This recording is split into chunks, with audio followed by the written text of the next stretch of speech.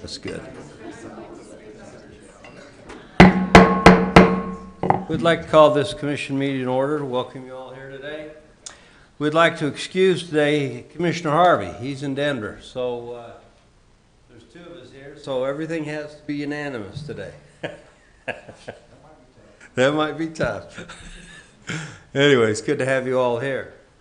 Our invocation today will be given by Pastor Dave Melnack, and the Pledge of Allegiance will be given by Christy Bingham, and the thought of the day will be given by Commissioner Ford. We'll go to that point. So, Pastor Melnack, please. Let's pray. Gracious Lord, Heavenly Father, we praise you and thank you.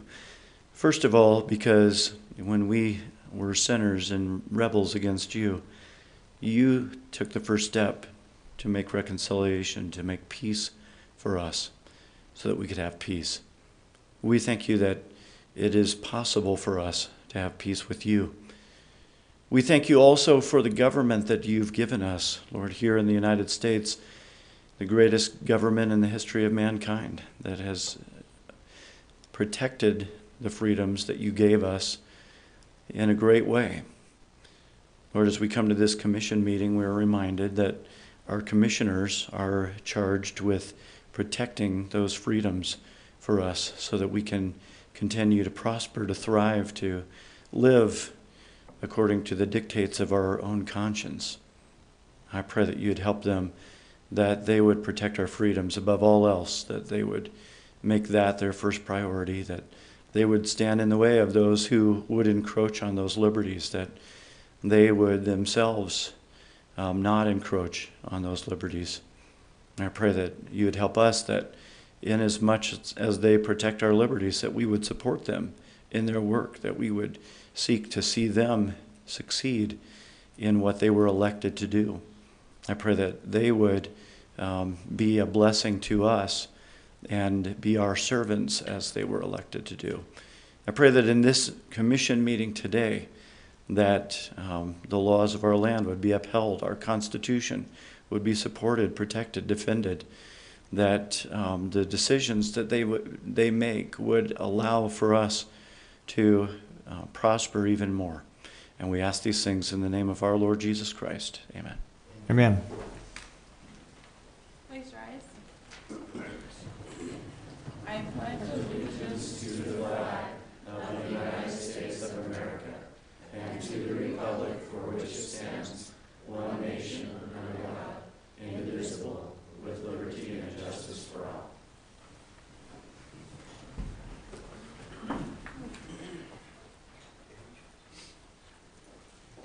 Thank you, Mr. Chair.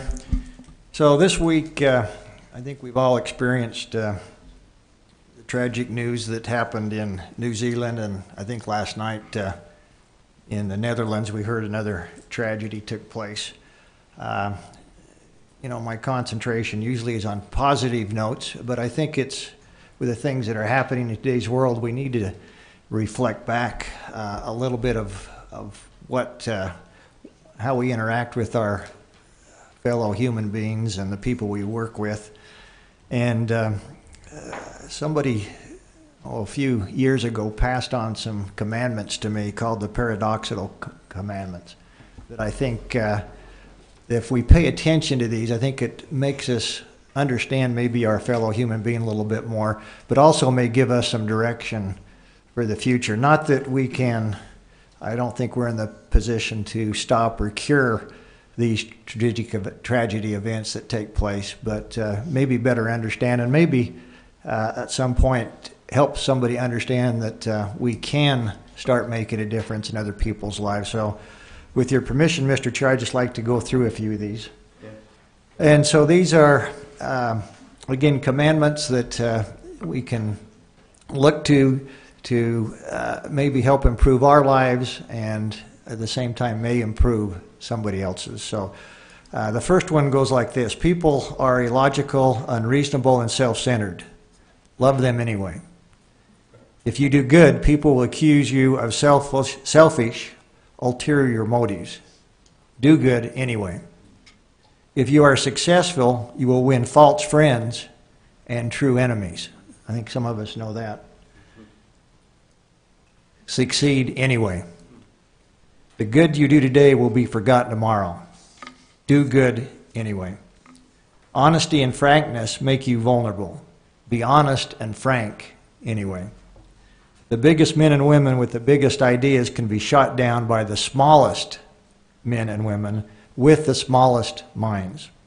Think big anyway. People favor underdogs, but only follow top dogs. Fight for underdogs anyway. What you spend years building may be destroyed overnight. Build anyway. People really need help, but may attack you if you do help them. Help people anyway. And lastly, give the world the best you have, and you may get kicked in the teeth. Give the world the best you have anyway. That's my thought, Mr. Chair.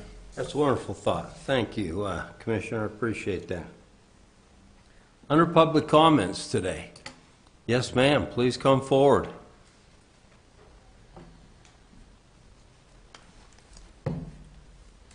Thank you, Commissioner. I'm Jan Fulmer, 3741 Red Hawk Circle in Eden, Utah. And I would like to cordially invite all the commissioners to attend an Ogden Valley community meeting on Wednesday, March 27th at 6:30 p.m.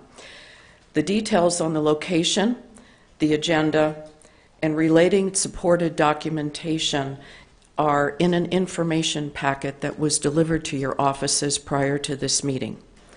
At a very high level, I'd like to tell you what is in that agenda. First, there will be a presentation by a representative from the Weber Fire District on what homeowners can do to protect their homes from wildfires. Most importantly, though, the representative will address questions on the large wildfire that initiated at the Avon Gun Range in the north end of Ogden Valley this past Labor Day weekend. Given the destruction caused by wildfires in California, you can understand why Valley residents are concerned and will have questions about this fire. This fire also had a very significant impact, an economic impact, on Ogden Valley. And hopefully, feedback from the meeting attendees may provide some helpful ideas on how to better prevent fires like this from occurring in the future. The documentation in your information packet was reviewed with the Weber County Commissioner on October 2nd, 2018. However, at that time, the research to determine the exact cause of the fire, the cost to extinguish the fire, and the source of the funding to extinguish this fire had not yet been completed. The second item on the agenda is a presentation that will be made by a representative from the Forest Service.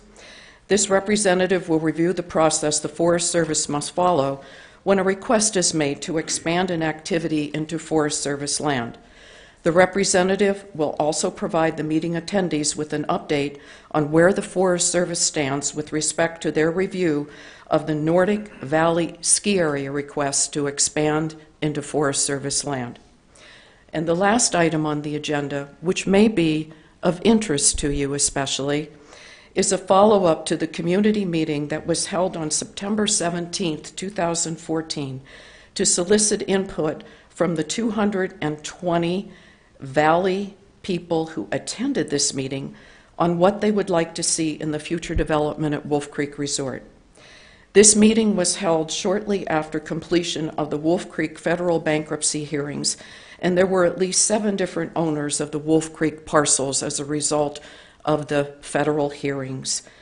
I have to tell you that Weber County IT and Weber County Planning were extremely instrumental in supporting the data that was needed for this meeting, and you will find it interesting to find out what has resulted in the development at Wolf Creek over the last 4 years as a result of this 2014 meeting. Suffice it to say, the progress of the development in Wolf Creek has definitely supported the Ogden Valley General Plan. One more thing I'd like to note is that this community meeting is being held to ensure Ogden Valley residents have factual information on the items on this agenda. This meeting is not going to be a platform for pro and con discussions and debates on any of the items on the agenda. So we hope to see you there. Thank you. Thank you very much, Representative. Jan, can you come up here a second? Commissioner. I called you Representative, I'm sorry. I've been called both. So I just want to make this clear, or have you clarify the tax notices in here for Weber Wildlife Federation. What does that have to do with the wildfire? Well, at the time, yes, sir, it does. If you remember, Commissioner Foyer, there was a pretty large fire that started down by Bryan Head. And unfortunately, the individual that was responsible for starting that fire, which was a spark, I think, from a lawnmower or a tractor, was held liable for the expenses to put that fire out. When I met with the commissioner back in October, one of the questions that was asked was, well, how much did it cost to put out this fire? Because number one, the reservoir was closed. They had to scoop up water from the reservoir, and then a DC-10 flew over the valley to drop the red retardant, and that was pretty frightening.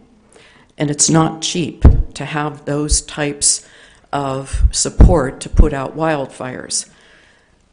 What I did was some research, not only with local businesses to see how their revenues were affected over the same period the previous year, but I wanted to find out who owned the gun range, which is a private gun range, perfectly legal for that gun range to be there.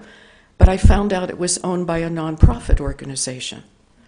I looked up the parcels that comprised the gun range, realized the assessed value on that property, and also realized that on one of those parcels, Weber County taxes had not been paid for 20 years, and for probably 5 to 6 years on the other parcel.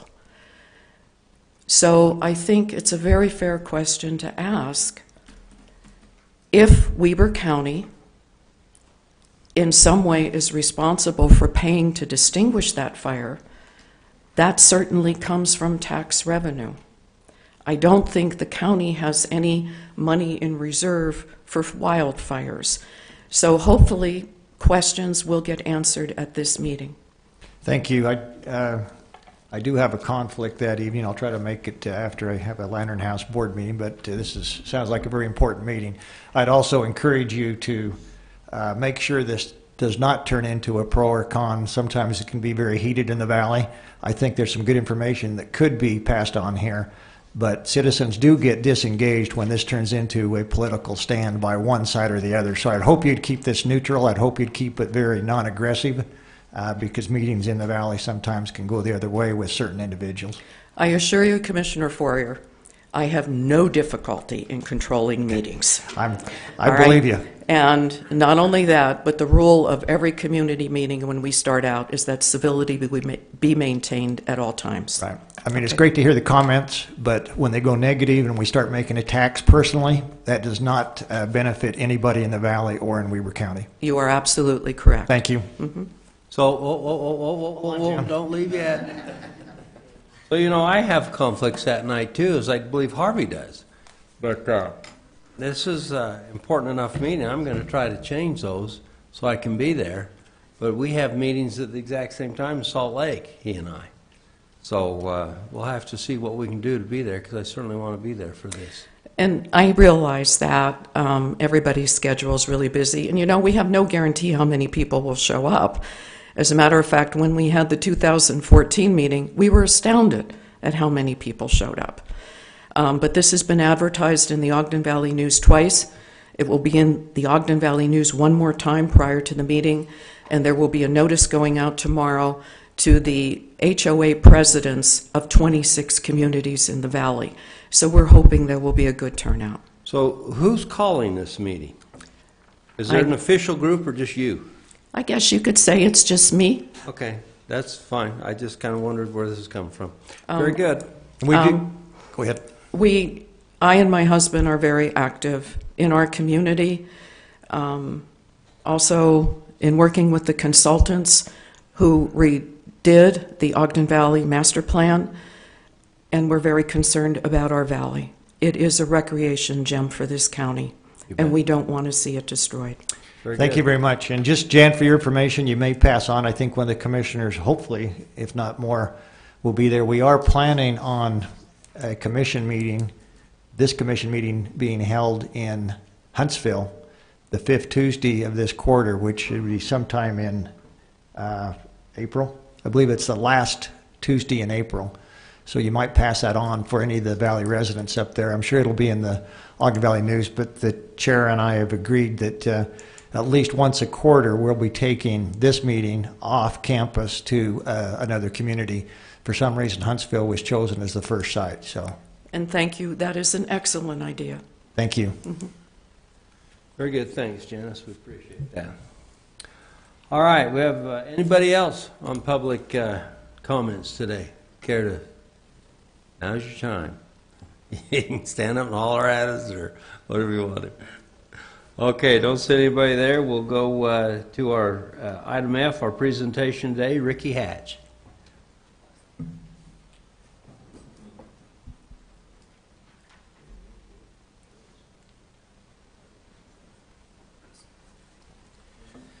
Good morning. I'm here today to assist in making a presentation for a national award that was given to our elections office, presented by the United States Election Assistance Commission, which was created after the 2000 Bush v. Gore event.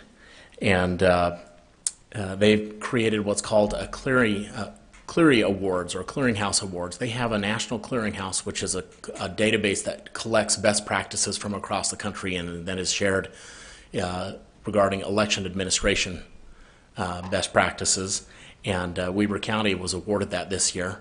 The cool thing about this is Weber County, we didn't nominate ourselves. In fact, when I received a phone call from the chair of the Election Assistance Commission, I didn't even know what he was talking about, that we had won. And we were nominated by a former employee, as well as Sherry Newton from the Disability Law Center, and I've asked her to come share a few words. Good morning. As Ricky said, my name is Sherry Newton. I'm an advocate with the Disability Law Center and the coordinator of a federal program in Utah that reaches out to citizens with disabilities to get them engaged in the electoral process, and also works with election officials to ensure that voting is accessible. For several years, I've observed the Weber County elections team. I've noted that they are promoters of good voting policy and students of best practices in elections. They read national changes, the current of national changes like a rafter on a river, and they're very generous about reaching out with their technical expertise to other Utah election officials.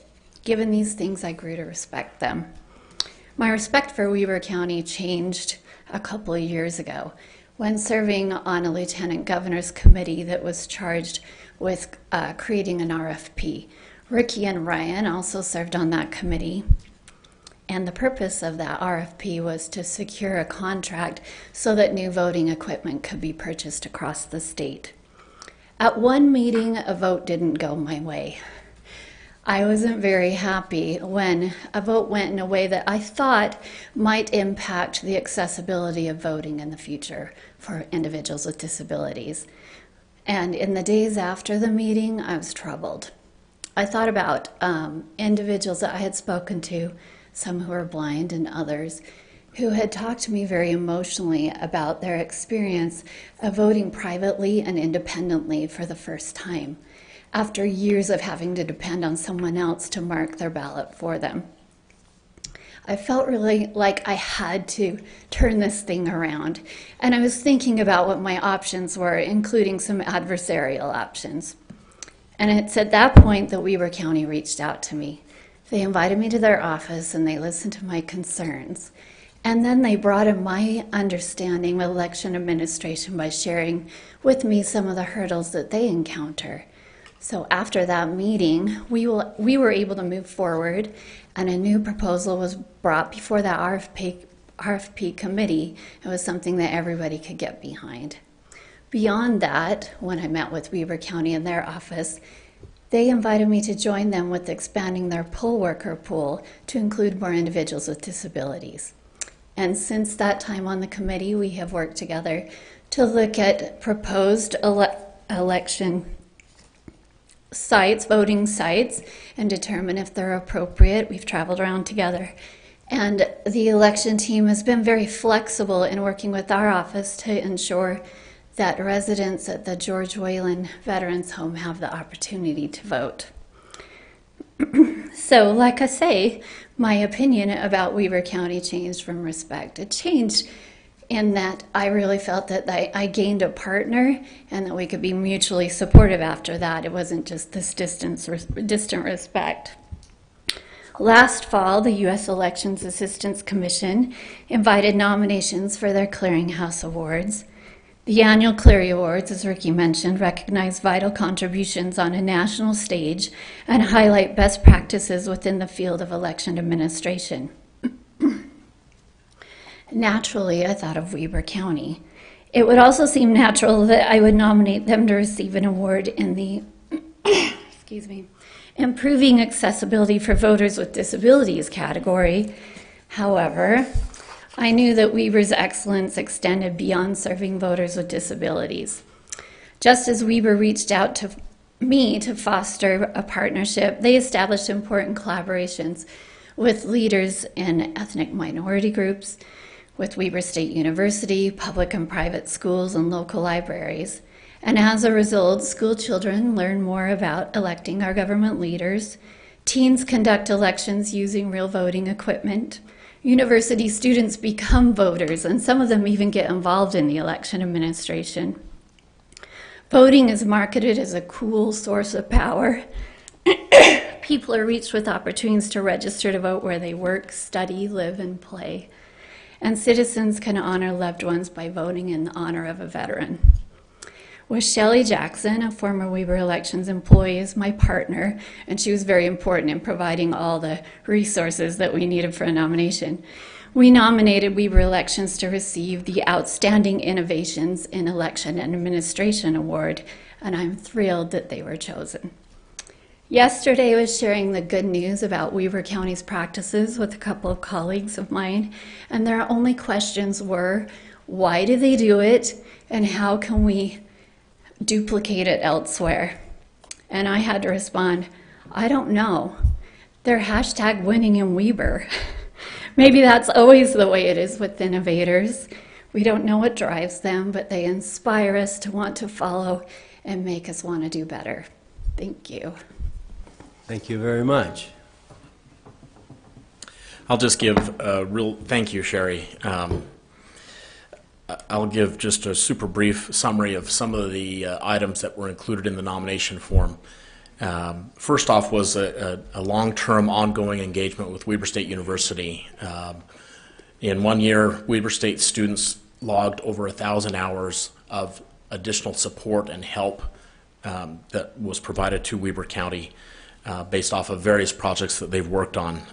We have a work study program that we work with them.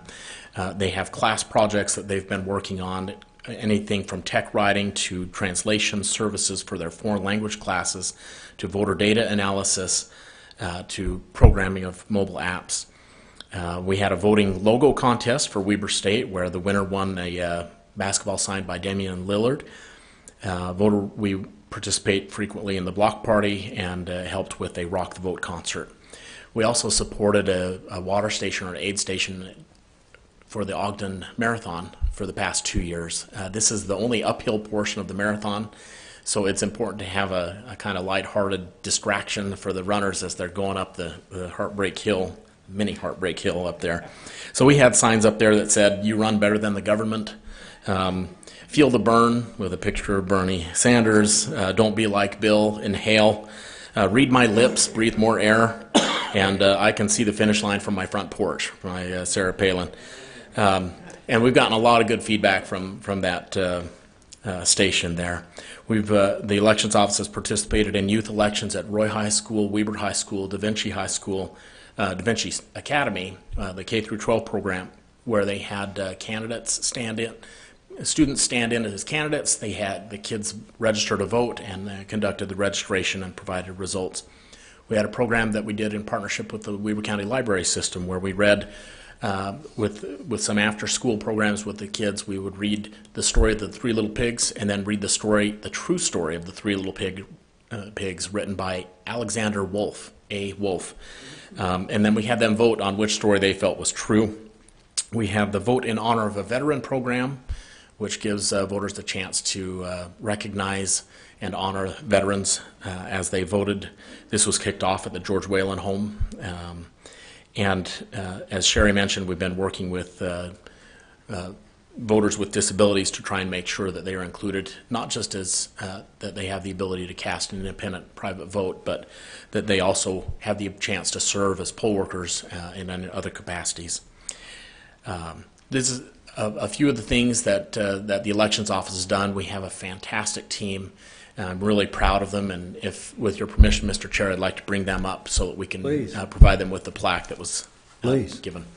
I want to see them all. And I'll mention their names. We have Ryan Cowley, who is the elections director for the Weber County, and then we have Daniel Wade, who does, well, they all do too many things to even mention. We have Trinity Douglas, Megan Fitzpatrick, and Candace Warren. And they're all here, and I don't know if Ryan wants to say anything, but we have the plaque here, and I'll take pictures of them in a sec. Well, I really don't have a whole lot to say other than, this is just the first step. We're not done. The award really was a surprise, and it's really an honor to be recognized by your peers for the things that you do. And what we do could not be possible without the great people that we have here, as well as the poll workers and those people in the community that take the time to be involved in the process that we have. So, Couldn't we applaud you now? sure.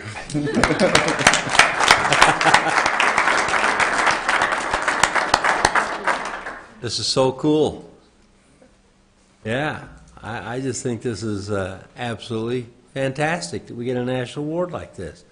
Ryan, you're to be congratulated, you and your team. This is wonderful what you do and how you represent yourselves in the county. I couldn't be more impressed than I am. This is great. Thank you very much for your service, and we appreciate you. Thank you. Gage, anything you care to say? Yeah, I think the award is very well deserved. Ricky, Ryan, you guys do a great job. Your messaging out, your involvement in the community is amazing, from Weber State to the to the schools, to your water station that I happened to be by a couple of times. And, you know, I did stop there probably longer than I needed to just to talk to my friends. But, yeah, congratulations to the team. It's one of the most important, if not the most important job that this county does is elections, making sure that the voters have the opportunity to have their voice heard. And your messaging out there to the public is critical to the success of that. And thank you very much. Thank you, Ryan. We appreciate you and your team. Thank you very much. This is amazing. Pastor Melnick, thank you for your time this morning and offering that opening prayer. We appreciate you. I always like to recognize him. He puts a lot of effort into the county and to our issues, and he's a great guy. Very involved. Very involved. All right. It has been a wonderful opening so far. All right, we'll go to the consent items. First items are requests for approval of warrants 1724 through 1735 and warrants 437, 572 through 43, 7725 in the amount of $884,708. Request for purchases in the amount of $408,029. Request for approval to set a date of a public hearing on April 2nd at 10 o'clock a.m. to consider and take action on a request to vacate Weber County right-of-way located at approximately 4700 West and 5500 South in Hooper. Request for an approval to set the date of March 26 at 10 a.m. for a public hearing regarding amendments to the operation and capital budget of Weber County for the 2019 calendar year. Request for Weber County Garage for approval of to surplus a 1993 Volvo GMC Transport, and request for Weber County Tax Review Committee to approve to refund $3,230.79 to Sean Hart Properties, LLC, for parcel 11-409-0006 due to incorrect acreage. I have some questions on those. That GMC pickup. Sean, do you know anything about that? Is that just an older truck for surplusing? Correct, it is. And it's past its youthful life as far as we're concerned? Yes. Okay, and then the acreage, that was, let's see, is there anybody here that can answer that? Isn't that an incorrect amount? Seems like when I read that, we had the wrong,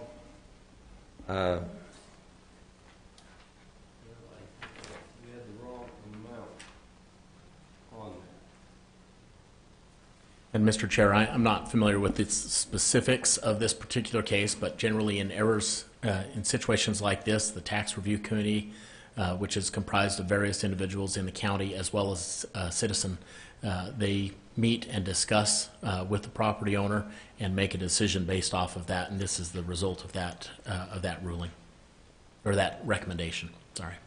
yeah, we charged them for a little over 2 acres, and in fact, they only had 32,000 square feet. Mm-hmm. Okay, that was correct. Yeah, I forgot. Okay. Commissioner Ford, do you have any questions? I just wanted to confirm that amount, the same thing on the refund, which I'm showing as $3,230.79. Right. And I looked at the application for deferral of property tax settlement. It looks like those numbers are in line with each other, so that appears to be the correct number. Very good. I'm ready for a motion then. Mr. Chair, I would move to approve consent items G 1 through 6 as presented on the agenda. Very good, and I'd second that. All in favor, say aye. Aye. Aye. Any opposed? Well, it's just 2 of us today. So those pass. I should mention today, I forgot to mention at the beginning of our meeting, and I apologize for that. Commissioner Harvey, if you're out there listening to this, or if you listen to this at a later time, I apologize for not excusing him today. Commissioner Harvey's on the road. He's in Denver today, And tomorrow he'll be in St. George. Boy, it's hard being him. He's a lot of travel he's doing right now. So anyway, we appreciate his time and efforts. He's actually representing us in these endeavors as the county and Commissioner Farrar and myself. So we appreciate him doing that. We appreciate him doing the travel for us. We don't have to. Thank you very much. All right, next item on the agenda is action items. Request for approval of a final reading of an ordinance of the Weber County Commission governing the use of fees and, at the recreation sites of Pineview and Causey. Ms. Wilbanks. Hello. This Mrs. is, Wilbanks. as you read, this is the final reading. Last week we presented it for the first time to set up a restricted account for any fees collected around Pineview and Causey reservoirs to go into this restricted account and be used for improvements in those same areas. And as Mrs. Fulmer mentioned earlier in the public comment, the Upper Valley is quite the gem for recreation, so it will be great to generate some revenue to put back into that area.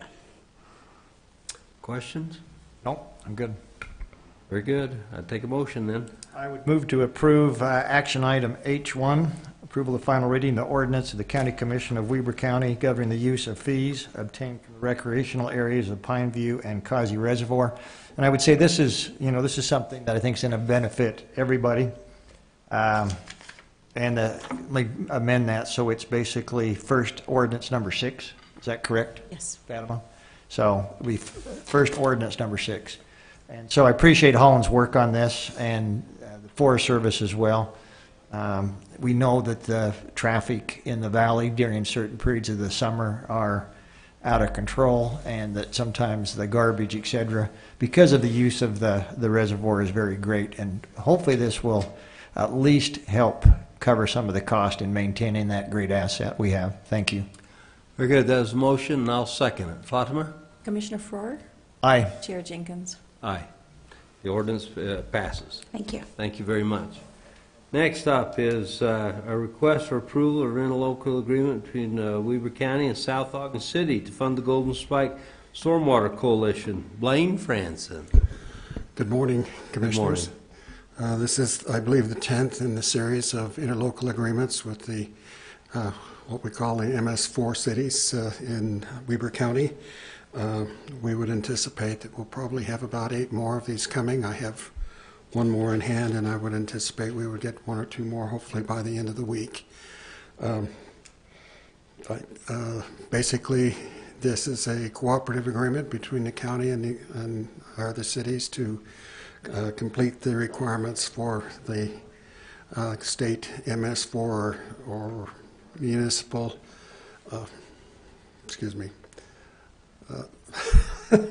sanitary and storm sewer permits that we have here for the state. Very good, sir. Questions? Nope. Take a motion. You ready for motion? Yeah. Motion to approve action item H2, approval of the interlocal agreement by and between Weber County and South Ogden City, the Golden Spike Stormwater Collection. And this would be referred to as resolution number 20. Is that correct? Yes. So it'd be a motion to approve resolution 20 as presented by Mr. Franson. Good, and I'd second that. Commissioner Farrar? Aye. Chair Jenkins? Aye. Thank you very much. If I could just take one more minute. Please.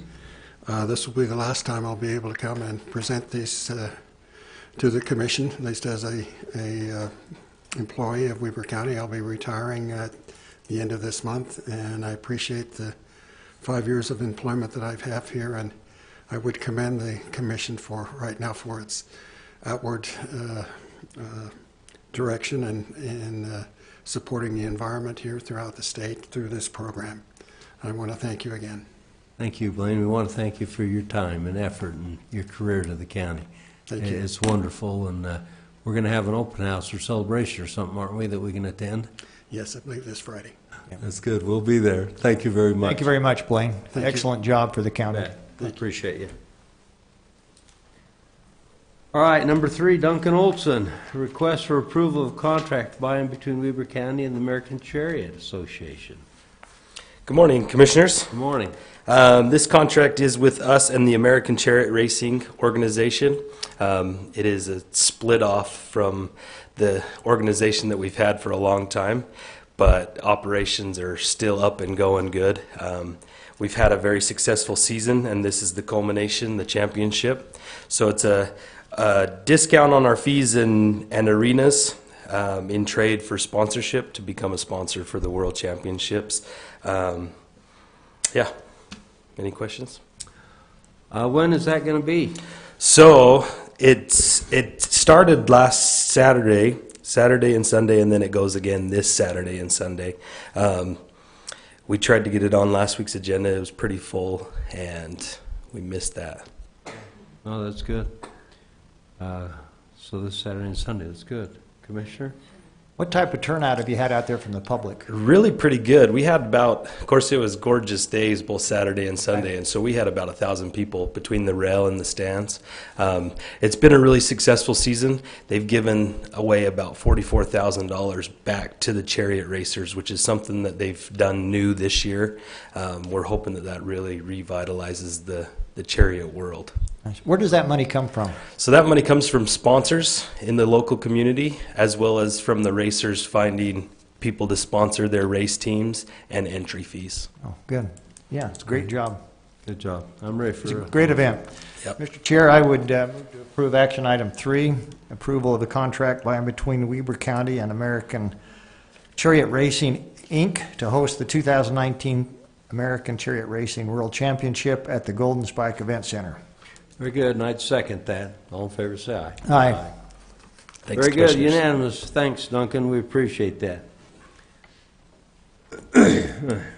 All right, I need a motion to close this meeting, go into a public hearing. Mr. Chair, I would make the motion we adjourn this meeting and enter into a public hearing. Very good. Public hearing. All in favor, say aye. Aye. We're now in a public hearing to consider or take action on vacating a 10-foot public utility easement on the north side of Lot 5 in the Gallup Bend subdivision. Felix, Yes. how are you? Doing well, thank you guys. Good. You're going to make this presentation to us. That's right. Yep. Just to kind of give a little bit of background of why this application is before you today is the lot owner of lot number 5. He has a home on the property. He built it last year. So now he's looking to build some like an accessory structure in the back, basically in the backyard. And the site plan that he submitted, it showed that the place that he wanted to put the structure was encroaching into an existing public utility easement, and so he then came to us, the planning division, and asked, what can be done about this. So then we says, okay, here's what we recommend: you go through the the process of getting this public utility easement vacated. And so that's kind of where we are today. So it's a 10-foot public utility easement on the north side of the property. The front and rear easements will stay in place, and the procedures involved to get this to have this public hearing is of course noticing, and there's also some things that are considered by the county commission. Is there good cause for the vacation, and neither public interest or person is materially injured by this. And so just after reviewing and following state procedure, the staff recommends approval of this vacation.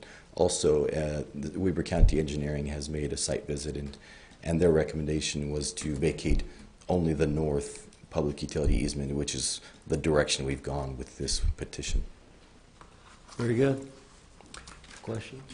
So, Felix, I'm assuming that then in this easement, there's no existing utilities?